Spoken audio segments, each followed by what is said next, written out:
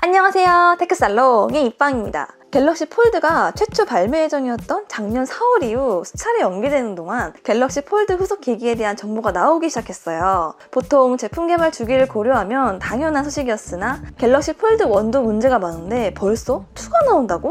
하며 갸웃거리시는 분들 많으셨을 것 같아요. 갤럭시 폴드 차기작은 기존의 Y2 기준 밴딩이 아닌 X2 기준으로 밴딩되는 클램쉘 타입이 될 거란 소식이 주를 이루었는데요. 시간이 흐르고 흘러 벌써 공개가 코앞으로 다가왔어요. 네이밍도 기존에 예상되었던 갤럭시 폴드 2가 아닌 갤럭시 Z 플립이라는 이름으로 2월 12일 뉴욕 언팩 행사에서 데뷔 예정입니다. 폼팩터가 바뀌고 삼성에서 두 번째 출시되는 폴더블 폰인 만큼 많은 유저들의 초미의 관심을 받고 있는데요. 이번 영상에서는 세 가지 키워드와 함께 갤럭시 Z 플립이 과연 구매할 만한 제품인지 예상해보도록 할게요. 따라가시죠. 먼저 공개된 이미지를 보면 기존 바타입 스마트폰을 X2 기준으로 하여 반으로 접은 디자인입니다. 이미지만으로 평가해보면 평이한 디자인을 넘어 굉장히 아쉬운 디자인이라 생각되는데요. 외관의 곡선들이 너무 단순해서 마치 개발 초기 단계의 프로토타입 같은 느낌마저 듭니다. 폴딩했을 때는 컴팩트한 맛이 있어 20, 30대 여성들에게 인기가 많을 것 같은데요. 외출 시에 미니백이나 파우치에 넣기에 아주 적절한 디자인으로 보입니다. 반면 남성에게 어필할 수 있는 디자인 요소는 크지 않다고 생각됩니다. 아쉬움이 남는 디자인은 둘째치고 기능적인 측면에서 살펴보면요. 클램쉘 타입의 폴더블 폰이 향후 유행을 이어갈 수 있을지 개인적으로 근본적인 의문이 드는데요. Y2 폴딩 방식이 스마트폰과 태블릿을 동시에 사용할 수 있는 장점이 있는 반면 X2 폴딩 방식은 사이즈가 컴팩트해지는 점 외에는 메릿을 찾기가 힘들기 때문이에요. 오히려 사용자 편의성을 저해하는 역효과를 불러올 수 있는데요. 사용자 입장에서는 스마트폰 기동을 위해 굳이 폴딩된 부분을 언폴딩해야 합니다. 마치 페이스 아이디로 쉽게 홈 화면에 진입할 수 있는데 무한 폐렴 예방을 위해 착용한 마스크 때문에 페이스 아이디 인식이 되지 않아 숫자 비번을 입력해야 하는 그런 불편함에 비유할 수 있을 것 같아요. 요컨대 번거롭다는 거죠. 폴더블 폰의 접근성 향상을 위해 갤럭시 Z 플립은 165만원대로 기존 갤럭시 폴드의 240만원 대비 약 80만원 떨어진 수준으로 공개 예정입니다. 즉 플래그십 모델인 갤럭시 S 시리즈, 아이폰 프로 라인과 같은 선상에서 소비자가 갤럭시 Z 플립 구매를 고려하게 만든다는 것이죠. 갤럭시 S나 아이폰 프로 살 가격에 완전 핫한 찐 폴더블 폰을 쓴다? 혹하지 않으세요?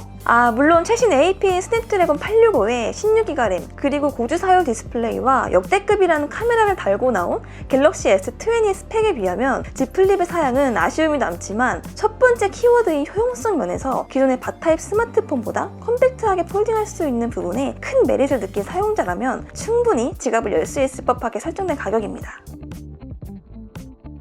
마지막 키워드는 품질이에요. 2019년 출시된 갤럭시 폴드는 최초의 폴더블폰 치고는 나쁘지 않은 만듦새로 성공적인 평을 받았는데요. 하지만 역시 처음부터 완벽할 수만은 없었죠. 폴더블이라는 새로운 폼팩터에서 우려되었던 주름과 커버 글래스의 용도로 사용된 CPI의 낮은 표면 경도는 실사용에서 스크래치에 취약한 모습을 보이며 아쉬움을 남겼어요. 그럼 삼성의 두 번째 폴더블 폰인 갤럭시 Z 플립은 어떨까요? 이미 알고 계시듯 클램쉘 타입의 폴더블 폰은 갤럭시 Z 플립이 세계 최초가 아닌데요. 이미 2월 초 출시된 모토로라의 레이저가 있어요. 레이저 폴더블은 플립폰의 영광을 떠올리게 하는 스타일리시한 디자인과 함께 호조의 판매량을 보이고 있지만 힌지에서 발생하는 기계 노이즈, 폴딩 신뢰성과 같은 품질 문제가 대두되고 있어요. 또한 패널을 공급하는 BOE의 양산 수율이 10% 수준으로 양산 물동 맞추기도 어려운 상황으로 한 차례 발매가 연기되기도 했죠. 삼성의 제품 설계나 공정 능력이 모토로라에 비해 뛰어나므로 갤럭시 Z 플립의 만듦새는 신뢰할 만한 수준일 거라 믿어 의심치 않아요. 역시 문제는 폴더블 폰의 고질적 문제인 주름이라 생각합니다.